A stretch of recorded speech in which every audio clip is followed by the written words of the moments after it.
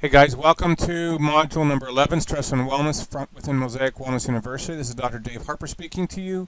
Again, I will be your presenter, and it is a pleasure for me to once again enter into your life and bring to you some of the most amazing cutting-edge modules. This one's going to be on stress and wellness.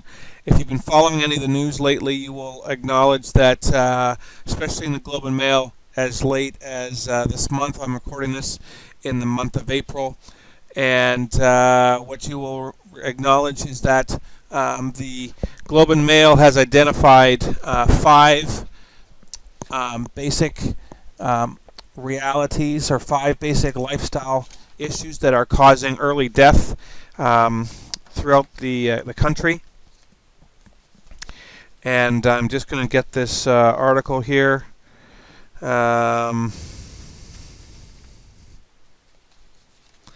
It says 5 unhealthy habits sending us to an early grave, April 2nd, 2012, Globe and Mail.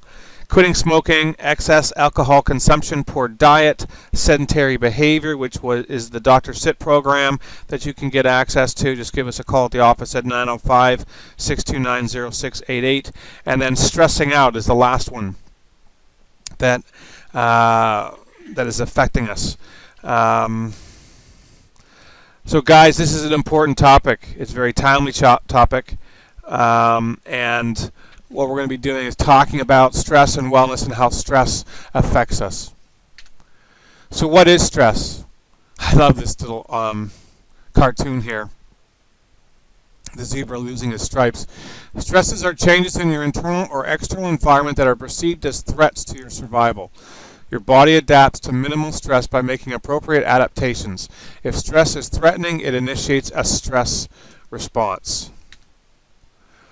So how does your body adapt? Well, Gray's Anatomy states that it is, quote, "It is the purpose of the brain and nervous system to control and coordinate the function of all tissues and organs of the body and to adapt them to the environment." Well, this is a huge, huge statement that Gray's Anatomy makes, because the spine is that part of your skeleton that protects the nervous system and sometimes can interfere with it when you have a subluxation. And adaptation is possible because you have a nervous system, and that's what mediates all types of stress.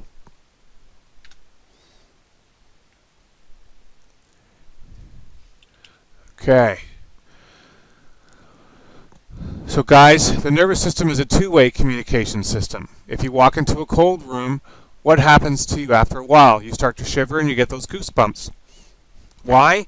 How does your brain know about the cold temperature in a room? Well, sensory nerves pick up that sensory information that indicates that it's cold, and it sends that information to your brain, and your brain interprets that information to see what changes can have to happen to keep you out of danger or to help you best adapt to whatever is changing.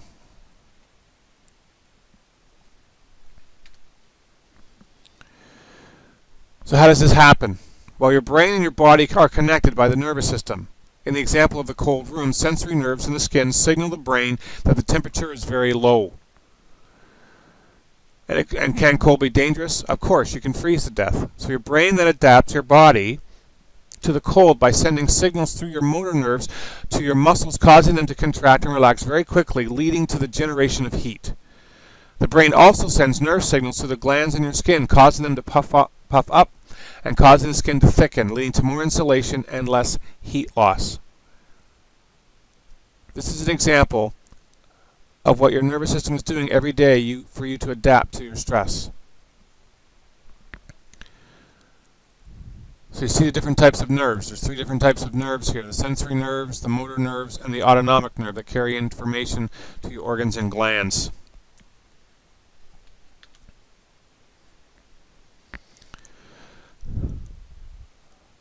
Okay guys, so these squiggly lines here represent the stress of life over a certain period of time: a week, a month, a year, a whole life.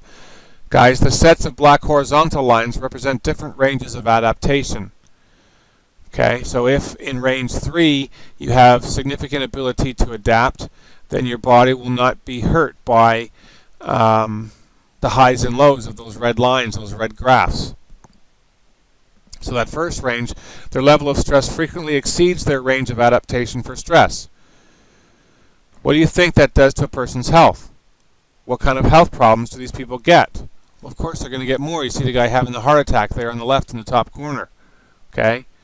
In range number 2, their level of stress only occasionally and for a short time exceeds their adaptation to stress. So what kind of health problems do you suppose these people get? Well, these are ones that potentially are less life-threatening, like asthma or other types of things.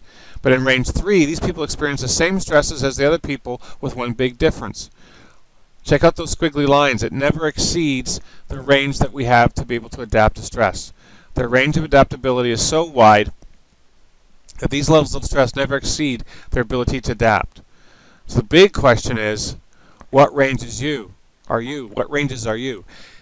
If it is your nervous system that manages your ability to adapt to stress, then what do you think would happen if your nervous system was not working properly? Would you be able to adapt to stress properly? Would nerve interference widen or narrow your range of adaptability? If interference to your nervous system were removed, would that widen your range or narrow your range to adapt to stress? Well, of course, it would widen your range. Well, there's 3 types of stress. And here they are. What do we do or what happens to us physically? What we put in or on our body chemically.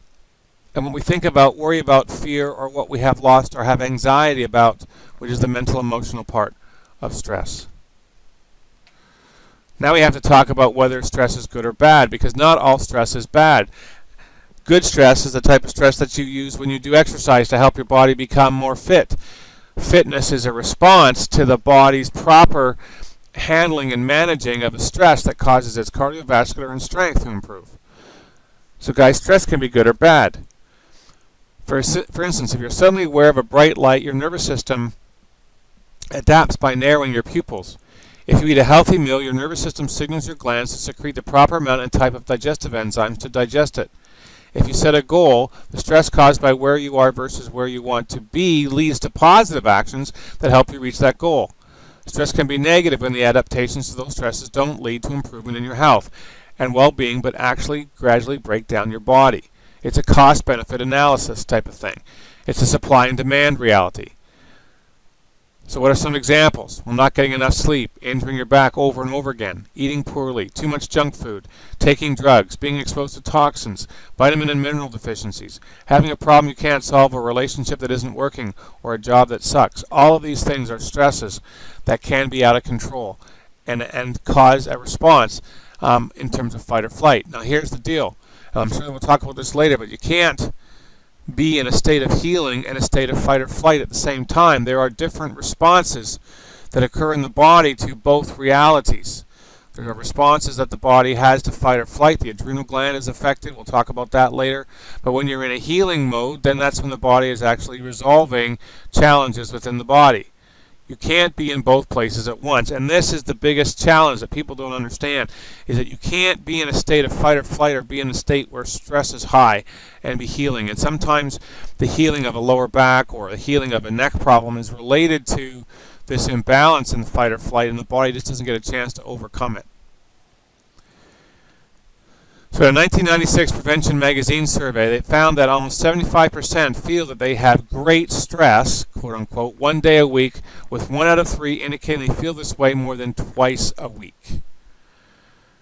75 to 90% of all visits to primary care physicians are for stress-related problems. Stress is the most common cause of all disease according to the U.S. National Institutes of Health and the American Medical Association. The following are 7 of the major health effects listed in this Time magazine, caused by stress: diabetes, high blood pressure, weight gain, susceptibility to disease, number 5, depression, 6, heart disease, and 7, cancer. So what are some of the physical effects of unrelenting stress? Guys, these are incredible dynamics. Asthma attacks, thyroid problems, constipation, loss of appetite, nausea, indigestion. And guess what? Your nervous system is trying to manage all of these. More frequent colds and flus. Remember, your body cannot be managing stress and be managing healing. So what happens when you're under stress? Well, your digestive system shuts down, your immune system shuts down, blood is shunted to the periphery so you can run, your heart rate increases, your cholesterol increases, your blood pressure increases, your eyes bug out, your eyes get wide under stress, you've seen that, and your respiratory rate increases. All of these things are somehow, or in some ways, included in some of the most significant illnesses like heart disease. Heart disease, what is heart disease? Well, it's high blood pressure, high cholesterol, and those with prolonged stress, what is a response to stress becomes sometimes a common consequence in the body, and that's what these chronic conditions are all about. So there's behavioral effects of unrelenting stress. According to USA Today, in 2009, 10% of all Americans and Canadians are taking antidepressants. That's over 27 million people every day. So we've got drug abuse, inability to make decisions, concentration is affected, depression, lack of interest in anything other than at work, excessive emotion and crying, not able to cope with life, feeling out of control, loss of your sense of humor. All of these things are consequences, behavioral symptoms to unrelenting stress. So what is the stress response? Well, the first one to describe stress was M.O.S.A.I, a Canadian, and he translated the concepts of stress and associated stress from the engineering world and translated that over into the physical, biochemical world of human beings. You must understand that when a house is built, the latitude and longitude in the house is taken into account. You're not going to have a very flat, weak roof found on a house somewhere up where you're getting 2 and 3 feet of snow a year.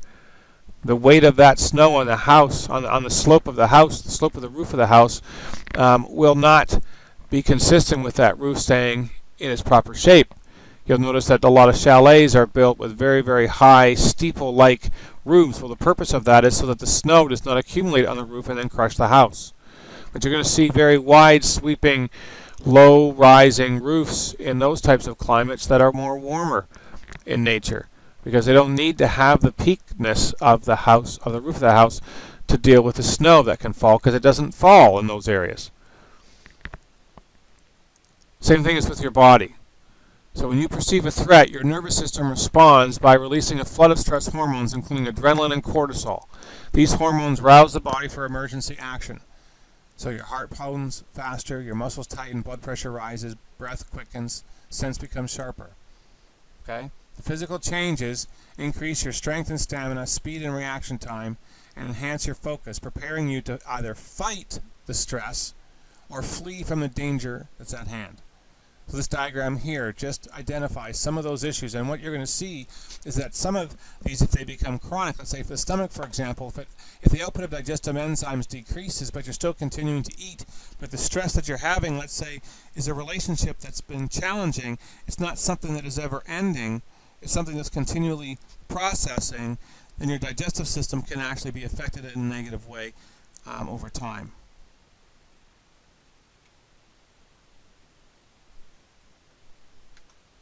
So what does chronic stress do? Well, this is a very busy diagram, but what you're going to see is that a hormone called ACTH from the pituitary gland, there in the top right corner, has 3 actions. It's released when there's stress. It raises blood pressure by causing the release of a substance called vasopressin. It stimulates the thyroid gland to begin making hormones to increase metabolism. It stimulates the adrenal gland to manufacture and release cortisol, adrenaline, or epinephrine, and norepinephrine. This is something that works for us very well when we're trying to jump onto a curb to keep from being hit from a vehicle or run from a mountain lion. But when the adrenal hormones are released over and over again, day after day in chronic stress, it leads to subluxation and more nervous system stresses. And chemically, the hormones adrenaline and cortisol begin to take their toll on the body, setting the stage for many diseases exhausting the adrenal glands. And again, just to prove this, Bruce Lipton, a PhD, says you can't be in defense and growth at the same time. You can't be at war and at peace at the same time. So this process occurs without us even really being aware of it. So when you follow that down from the pituitary gland there in the top right corner, you see the ACTH that affects vasopressin, the adrenal gland and thyroid gland in the blue and the yellow there. Increased blood pressure is a consequence of the vasopressin, but the adrenal gland increases that fight or flight, causes muscle contraction, affects spinal bones, causes a vertebral subluxation, and then affects the nervous system that then creates that negative feedback loop. That's why we adjust the spine on a regular basis.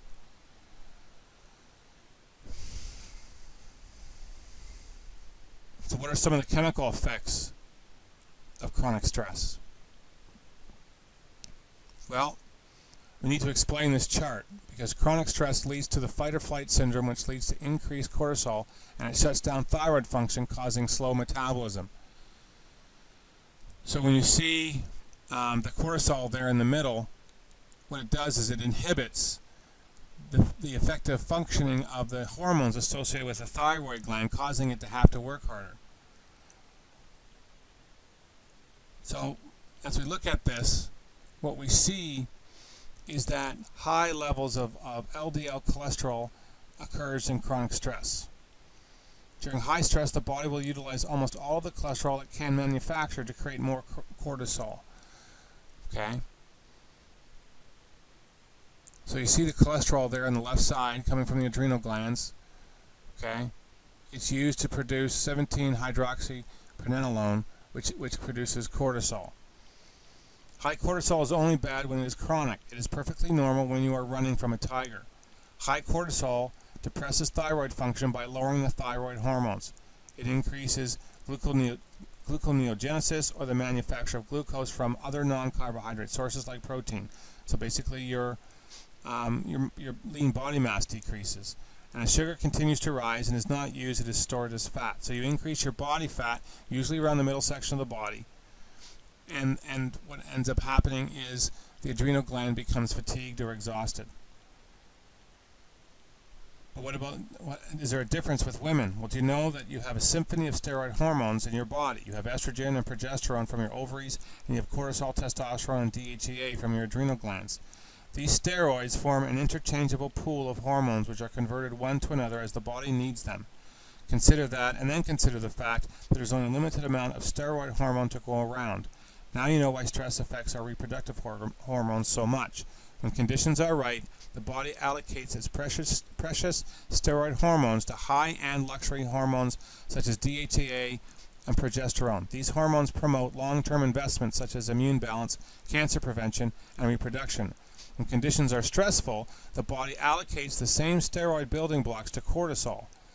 Cortisol is the, quote, survive now, deal with things later hormone. It is a very short-term investment that literally steals from the other hormones. Under chronic stress, the hypothalamus releases corticotropin-releasing hormone, or CRH, which inhibits the production of TSH.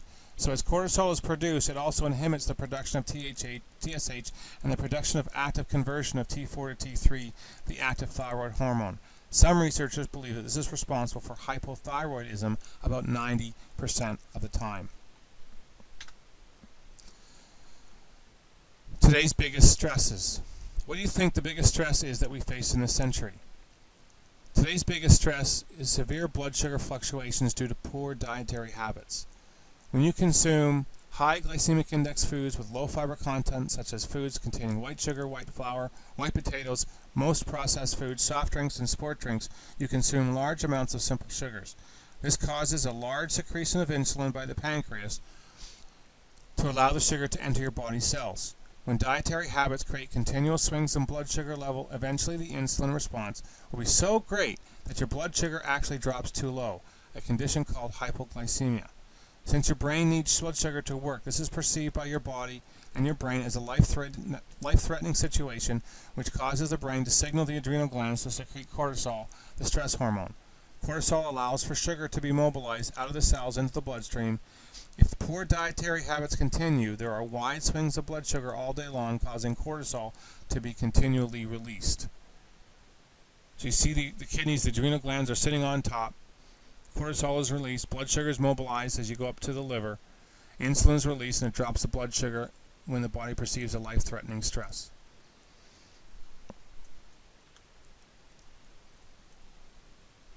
Overwhelming stress is like an overload to your body's electrical system. So what happens is it causes your muscles to contract, which pulls spinal bones out of their normal alignment, narrowing the nerve openings and damaging the nerves. We call this condition subluxation. The result is a nervous system that cannot adapt to stress appropriately because there is a communication breakdown.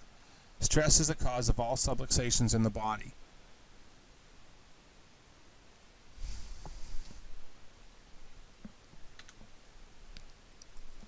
But are all stresses the same? This is a very important concept to understand about stress. Whether the stress in your life is physical, chemical, or mental, it is processed as stress all in the same way. Stress is also cumulative. If we use the idea of a stress bucket, it doesn't matter what type of stress goes into your bucket. If the bucket is full and overflows, your body is now unable to cope with the accumulation of stress, and a chronic stress response results. Your body doesn't distinguish between physical, chemical, and psychological threats. When you're stressed over a busy schedule, or an argument with a friend, a traffic jam, a mountain of bills, you're eating a poor diet, using drugs, sprain your ankle, and lose precious sleep, your body reacts just as strongly as if you were facing a life or death situation. So in order to successfully manage the stresses in your life, you must do two things. Get a bigger bucket. Having a nervous system free of interference allows you to have a greater range of adaptability, or reduce the amount of stress going into your bucket. Well, hopefully this has been helpful in terms of understanding in a short discussion about what is stress, but now we need to talk about ways to manage chronic stress. Because when we talk about managing chronic stress, some people assume that the body's response to stress is the problem. It is not the body's response to stress that is the problem. It is the chronically stressful environment we live in our lifestyle. So here are different strategies. Obviously, chiropractic care is going to be top of the list because it helps to ensure that your nervous system is properly functioning and properly able to manage and cope with the stress that we're being exposed to. We need to eat well. We need to avoid toxins, reduce our drugs, consume good nutrition, exercise regularly, which means not just strength training but aerobic training as well, and practice techniques for stress reduction. This is the number one area of managing chronic stress because it works in two ways. Chiropractic care works by removing nerve interference so that your nervous system has the increased ability to handle stress without going into overload. In other words, less subluxation means a greater range of adaptability. The second reason is that chiropractic adjustments have been found to lower the high levels of cortisol in the body that are being pumped out constantly in a state of high chronic stress. In a recent study in Canada on the effects of chiropractic adjustments on asthma, researchers found that patients undergoing spinal manipulation adjustments displayed dramatic decreases in cortisol through post-treatment period. Eat well. We need to watch the amount of caffeine that we consume. Caffeine, even in small doses, stimulates the release of more ACTH hormone, leading to the production of more stress hormones. A satisfactory substitute would be one of low-caffeine coffee such as Cafe. Next, don't binge on sugar or processed foods. Consuming large amounts of sugar can temporarily lower stress levels and produce a temporary state of well-being. However, high levels of glucose cause a high level of insulin to be released to clear the glucose out of the bloodstream and into the cells of the body. The result is a sugar crash, as blood sugar drops dangerously low, which can be handled by another sugar binge, and this becomes the addiction, or by the body releasing more cortisol to mobilize glucose and increase blood sugar levels. So what may be temporarily help stress actually increases stress levels over time. We don't want anybody skipping meals. For the same reason above, skipping meals causes sudden drops in blood sugar followed by an increase in cortisol levels to mobilize more sugar into the bloodstream. Walk away from food that is white. White food generally contains refined starches that don't do much for you but increase your insulin levels followed by a sugar crash and more cortisol release. Eat wheat bread instead of white bread, sweet potatoes instead of white potatoes, whole wheat pasta or rice pasta instead of white pasta. You get the idea. The next thing is to eat more fresh vegetables and fruits and whole grains. Stress depletes B vitamins as well as vitamin C very fast because they are used for the production of stress hormones. Your body does not store these vitamins, so you must supply them through your diet. Heightened stress hormones increase the excretion of minerals such as chromium, copper, magnesium, iron, and zinc. During one study conducted by the U.S. Department of Agriculture, participants who went through a hell week, extra work, and difficult deadlines had blood levels of several minerals drop by as much as 33%. Next, we need to avoid toxins. Drink plenty of water, and that water needs to be of a pH that's above 7. And that's the topic that we talked about earlier in this program about the Kangen water system. Next, don't smoke. In an animal study on nicotine, it has been found that, quote, high doses of nicotine quadrupled stress hormones for both adult male and female rats. That kind of blows the argument that I smoke because of my stress. It should be I smoke so I can create more stress in my life. You got to limit the amount of alcohol. Alcohol exposure can result in abnormal levels of key stress hormones called corticotropin-releasing factor, or CRF. An impaired stress response is believed to affect several body systems, including the ability of the immune system to fight infection and of the brain cells to learn and remember, according to the researchers in a study in lab animals. For this reason, most of us should avoid alcohol because it is a toxin. We need to use precautions with household cleaners or insecticides or pesticides. The same is true for toxins in household cleaners, environmental toxins, beauty aids, and meats and poultry. Chemicals that are toxic to the body must be broken down in the body and excreted in one form or another. This increases the workload on both your liver and your kidneys. In experiments on mice, it has been found that when mice were, quote, pre-treated with stress hormones, mimicking the condition in a human with high levels of the stress hormone cortisol, there was, quote, a remarkable exacerbation of liver injury in the mice whose livers were already overworked. Eat organic, grass-fed meats and organic poultry. Grass-fed meats also contain high omega-3 fats, which neutralize the free radicals that are created when your body breaks down toxins. Guys, it's important to be watching what we expose ourselves to. All drugs are toxic, and the body must break them down and excrete their byproducts as quickly as possible. That is why most drugs do not work for a person after a while. As the bodies become better and better at breaking down the toxic chemicals, toxins stress the body. Some drugs increase the stress hormone cortisol, contributing to higher levels of stress. They are estrogen and prednisone, widely used in asthma, steroid inhalers, and pills. Antidepressants are used to treat a symptom of chronic stress called depression. The problem is that research today shows that they are effective only 40% of the time and only for a brief period. The side effect of antidepressants is suicide, not a good fit with chronic stress. Here are the top-selling drugs in America today, what they're for, and how much money is generated by the sale of these particular drugs.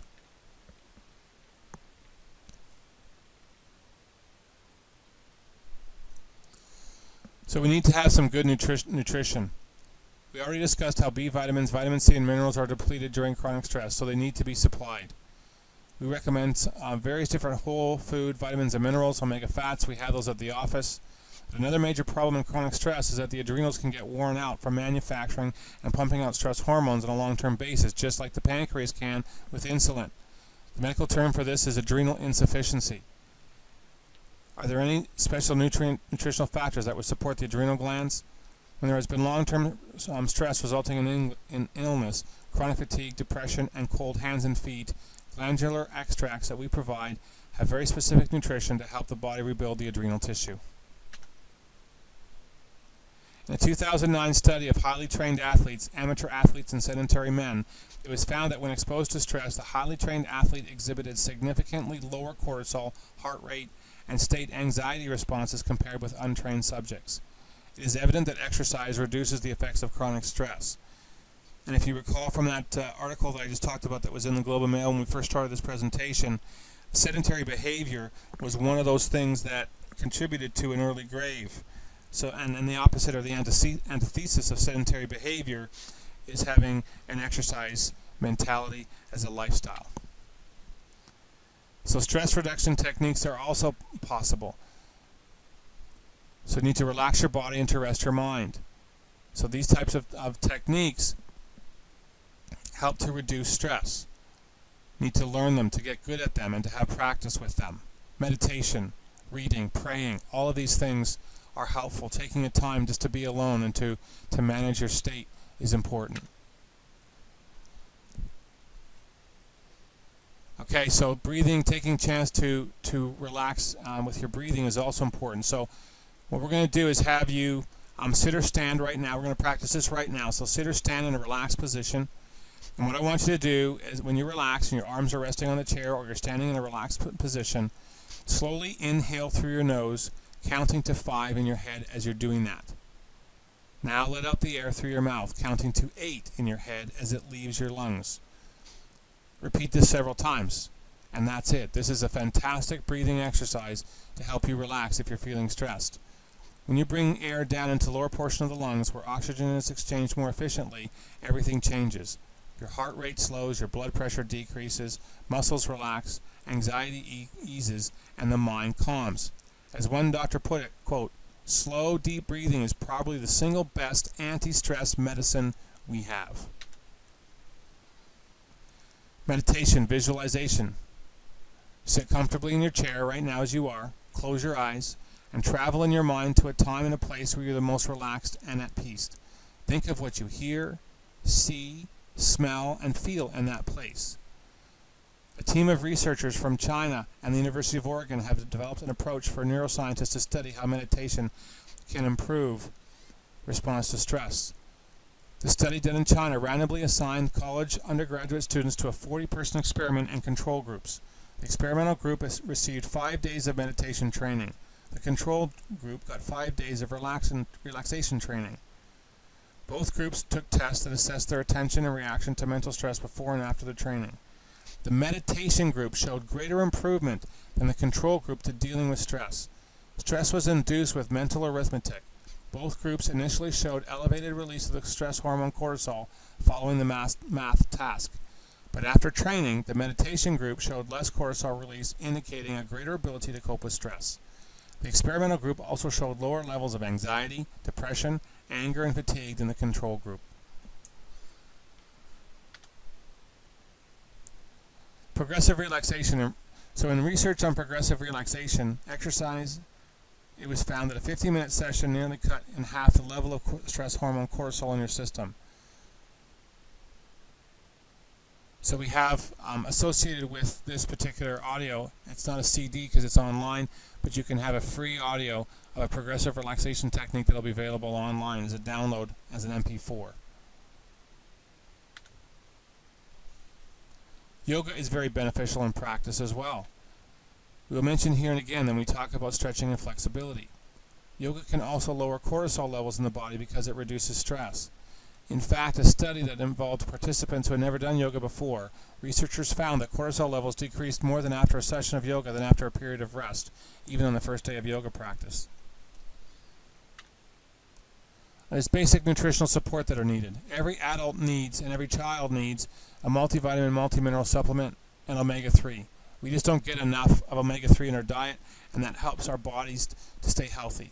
And we also need probiotics on a daily basis with enzymes because we are exposed to foods that contain antibiotics all the time.